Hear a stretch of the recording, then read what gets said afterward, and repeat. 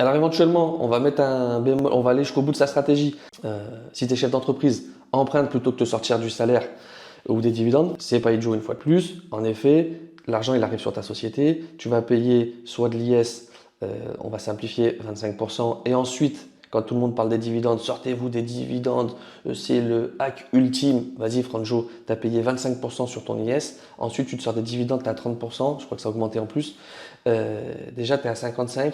Rémunération, j'en parle pas. SAS 85%, SARL un peu moins de 50%. Bref, dans tous les cas, tu passes par la case taxe. De toute façon, si tu regardes, il y a un truc que je comprends pas dans ce monde, c'est que tous nos politiques, ils sont totalement cons. Par contre, le système fiscal, il est plutôt bien fait. Peu importe ce que tu fais, bien fait pour nous la mettre.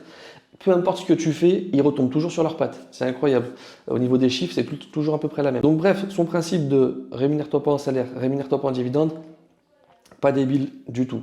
En effet, si tu fais un prêt à 4%, bah, ça te coûte moins cher que de payer des taxes. Par contre, là où il se trompe, je pense, c'est qu'il mélange avec des solutions telles que le crédit lombard. Le crédit lombard, t'empruntes toi personnellement euh, auprès d'une banque et pas auprès de ton entreprise.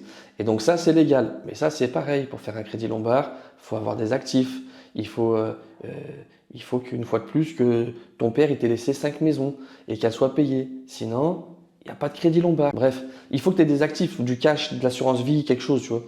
Et la plupart des gens, ils n'ont pas ça. Donc, quand ils te disent pareil, c'est fastoche, tu vas à la banque, tu fais un crédit lombard, ils te prêtent 100 000, truc machin, arrêtez de fantasmer, c'est tout.